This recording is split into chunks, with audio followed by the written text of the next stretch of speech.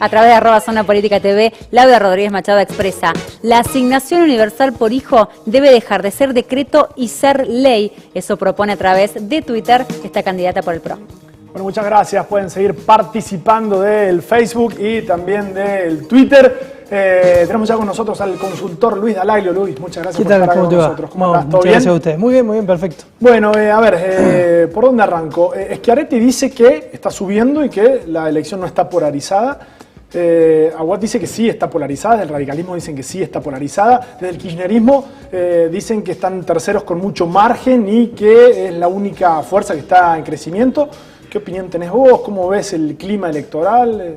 ¿Qué datos manejás? Sí, lo primero que habría que establecer es que es un proceso electoral que realmente recién está comenzando con el lanzamiento de las campañas, de todo el periodo electoral, que todavía los niveles de registro de los candidatos son bajos, que hay mucho indeciso, hay un 25% de indeciso con una reducción a 17, 16%, depende de la medición, el momento que lo hagas, de que todavía hay mucha gente que no tiene la información suficiente para, es decir, se está enterando que hay elecciones en agosto, está tratando de saber qué es lo que se está eligiendo. ¿En serio? Y obviamente, nosotros claro, que vivimos tan metidos en el clima, nos parece una cosa sí, muy rara, ¿no? Claro, no se lo que pasa es que uno vive de esto, sí. Pero hay mucha gente que realmente tiene otras necesidades y otros problemas, y la verdad que recién ahora está empezando, con todo el ruido que está habiendo de campañas electorales, empieza a interiorizarse un poco de che, hay elecciones, ¿para qué son las elecciones? Es un proceso que, si bien ya tiene antecedentes, todavía sigue siendo nuevo para la vida política argentina, esto de las PASOs, de manera que esto le da, digamos, al proceso electoral todo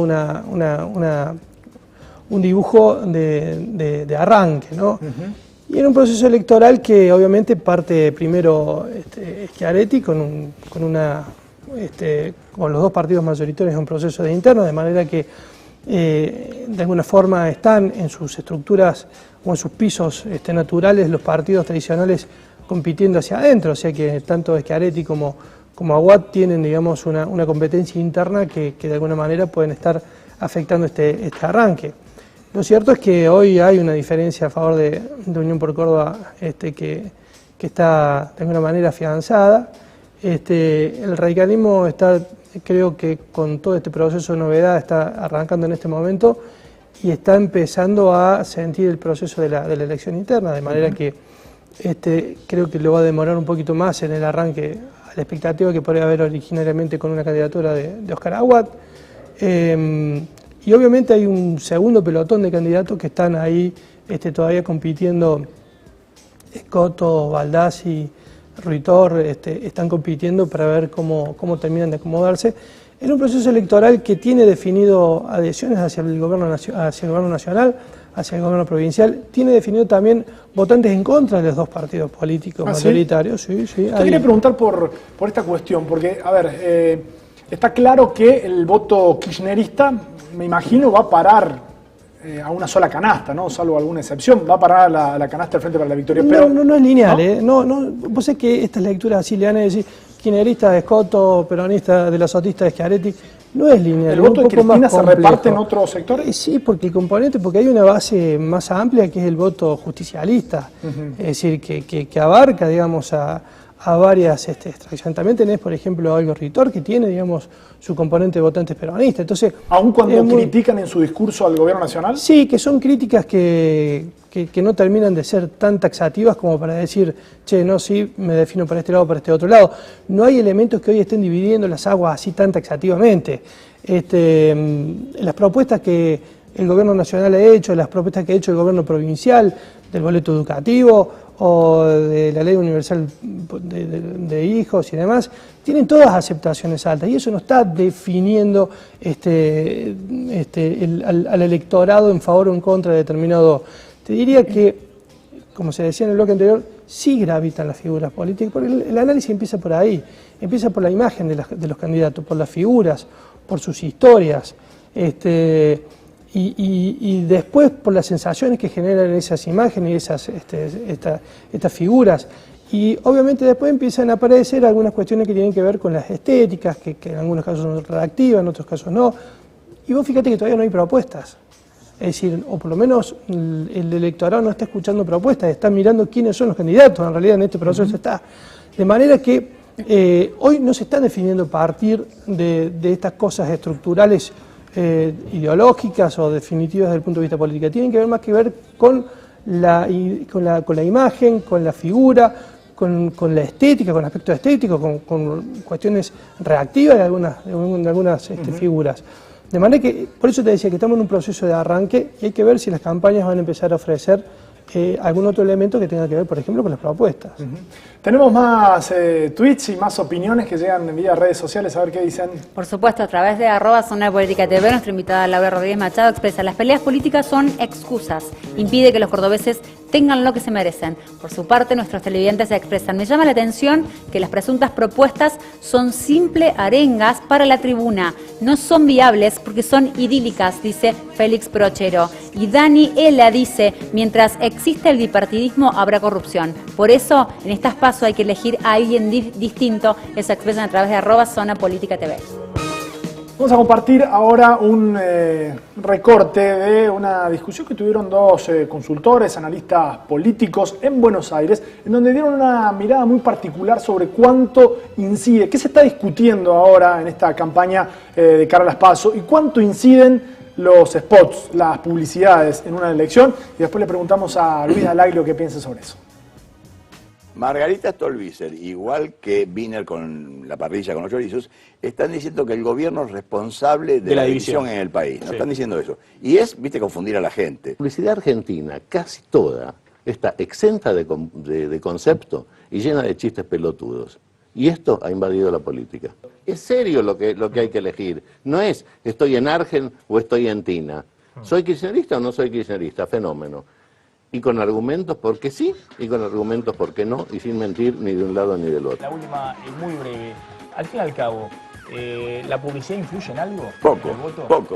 Influye en un 5%, en una elección muy pareja. A veces un 5% puede ser ganar o perder, ¿no? Pero generalmente no influye demasiado. Bueno, esta es la definición más importante de una elección publicista. Muy pareja, solo en un 5%. Y en los partidos chiquitos, que tienen muy pocas posibilidades, como Altamira, una buena publicidad no puede ser un tema.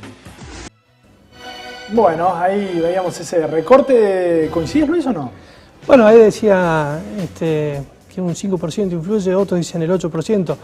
Yo creo que influye mucho, tiene que ver con la definición de este otro electorado que se va sumando más tarde al proceso electoral y que obviamente también se va moviendo por aspectos racionales y por aspectos emocionales. No se la puede soslayar a la publicidad, a la campaña. De hecho, creo que uno de los grandes avances cualitativos que ha tenido el proceso político es esta definición de que exista, digamos, alguna cierta ecuanimidad en la distribución de la pauta política electoral, generando más oportunidades para otros candidatos.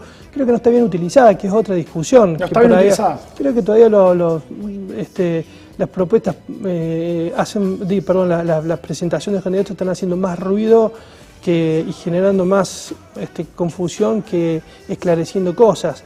Ha habido un paso cualitativo. Hoy hay más posibilidades de estar que otros partidos antes no lo hubieran tenido. Sí. Me parece que todavía no hay una buena utilización de eso, que es otra cosa y es otra discusión, y que me parece que con el tiempo cada uno va a ir sacándole más provecho a la... Pero es cierto que las publicidades van a tener que empezar en ese gran ruido que existe actualmente, van a tener que ser más creativas también para poder diferenciarse en todo ese permanente bullicio de campañas electorales, ¿no? Sí influyen las campañas electorales. Creo que tienen... más por un 8% que por un 5%. Sí, pero un 8%. Es más, son muy importantes las campañas de los gobiernos, el gobierno nacional, el gobierno provincial, el gobierno municipal. También generan pisos electorales para sus candidatos a partir de campañas de gobiernos fuertes, previas a los procesos electorales. Nadie lo puede dejar de mirar a eso también, y obviamente sensibiliza los electorados, los procesos, los climas, esto que decías vos al comienzo.